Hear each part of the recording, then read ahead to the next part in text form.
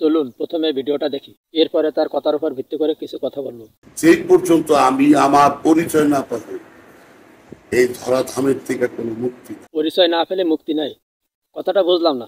উনি কি বলতে চাচ্ছে? আপনারা বুঝে থাকলে একটু কমেন্টে জানাবেন। দুনিয়ার সৃষ্টিটা এইভাবে হয়েছে, পশু থেকে মানুষ, মানুষ থেকে পশু, এই চক্র। এখান থেকে যে নিজেকে মুক্ত করতে পারছে, দর্শন পাইছে, সেই চক্রের বাইরে। দুনিয়ার সৃষ্টি বলে এইভাবে হয়েছে যে পশুর থেকে মানুষ, মানুষ থেকে পশু। সর্বপ্রথম হযরত আদম আলাইহিস সালামকে আল্লাহ তাআলা সৃষ্টি করছে, মানুষের জন্ম সেখান থেকে শুরু।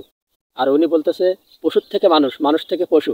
তার মানে ওই যে একটা প্রচলিত কথা আছে যে বানর থেকে মানুষ হয়েছে, উনিও কিন্তু ওইটাই বলতেছে। এই কথা বিশ্বাস করলে ইমান থাকবে? আপনারাই বলেন। তাই বড় বড় লালন ফকির বলছে, এই মানব জন্মটা খুব দুর্লভ জন্ম। উনি উদাহরণ দিচ্ছে কাদের? বড় বড় লালন ফকির বলছে, বড় বড় আল্লাহর ওলি বলছে, সে কথা কিন্তু উনি বলবে না। উনি বলবে উনার মতো লোক যারা বড় বড় লালন ফকির বলছে তাদের শিষ্য। লালন ফকিরের উদাহরণ দিচ্ছে যে লালন ফকির কি বলছে, মানে লালন ফকিরই সব। 18,000 মাখলুকাতের মধ্যে, হ্যাঁ, আশরাফুল মাখলুকাতের মধ্যে শ্রেষ্ঠ জীব মানুষ।